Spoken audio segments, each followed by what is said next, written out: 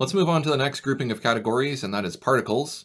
Particles are very interesting because they follow the laws of physics, which allows them to move and react in a multitude of ways. Simply by changing some of the particle properties, you can make an almost infinite variety of brush looks, from paint to fire to leaves to hair. There are 3 categories of particle brushes: thick, thin, and glow. Each category utilizes particle behavior, but thick particles have additional dynamic speckle properties. We'll start with thin particles, which are using the Thin Lines Particles dab types. I'll select Silk Rainbow and choose a saturated blue color to paint with.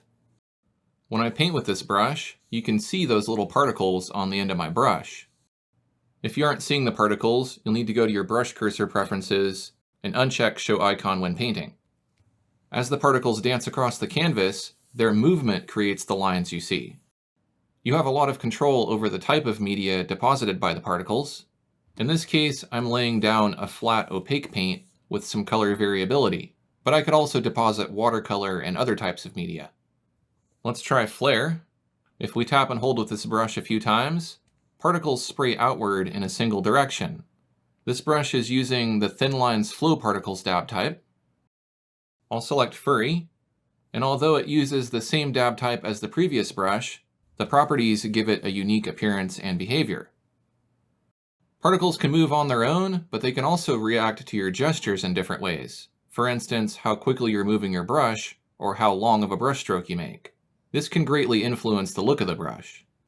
I'll select Lazy Sketch.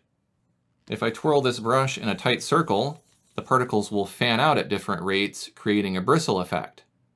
If I paint a long, slow stroke, it just looks like an ordinary line. And if I make quick strokes, it creates something that looks like feathers. These particles can be quite dynamic, and you can get a lot of looks out of a single brush. As you can see, particle brushes are not limited to effects. They can also be used to simulate natural media. You can imagine the particles are tips of bristles depositing paint as they drag across the canvas. As you're painting, feel free to modify the particle properties to further refine the look of a brush. For instance, let's try the Furry Sprayer. This sprays out particles that create lines that look like individual hairs. You can lower the count of the particles that come out of this brush to spray out fewer hairs. When I want the brush to create more hairs, I can increase the count. Particle brushes can also benefit from expressions. If your pen supports the tilt expression, you can angle your pen to change the direction that the hair sprays out. This brush can be very useful for painting fur and hair, but if you change the color to green, it could also be used to create grass.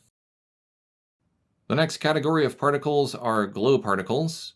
These are using the same Thin Lines Particles dab types as the previous category, but they have an added property that makes them glow or build up to a lighter color when strokes are overlapped. In order to see this effect, we'll need to be painting on top of a dark color. I'll select the Fireball variant. You'll also want to paint with a darker color so it doesn't build up to white too quickly. We'll be exploring glow brushes in more detail later in this course, so that's all I'll say about them for now. Let's take a look at the thick particles category, which uses a different type of particle brush technology, dynamic speckle. We'll start with coarse spray.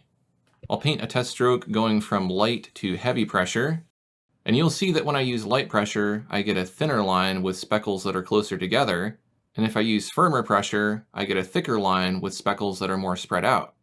As with the previous particle brushes, the particles are depositing paint onto the canvas, but rather than lines, we are getting speckles. Let's try making a stroke with the oily variant. Like a regular circular brush, dynamic speckles are dabs that can be overlapped to create a continuous line, or spaced apart to create a series of dots. As its name implies, these speckles are dynamic, which means they can change their shape and appearance.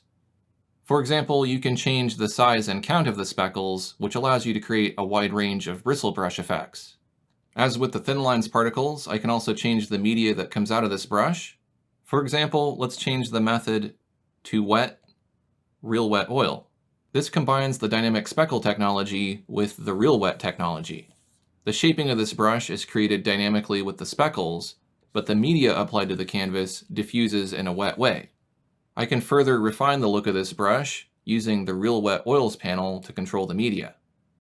Rather than particle physics, the movement of dynamic speckle brushes can also be controlled by bristle and real bristle technologies. Bristle is the default behavior. Real bristle offers some additional customization to the shaping, spacing, friction, and rotation of the bristles. As you can see, we have a lot of control over dynamic speckle, making it a very versatile brush technology.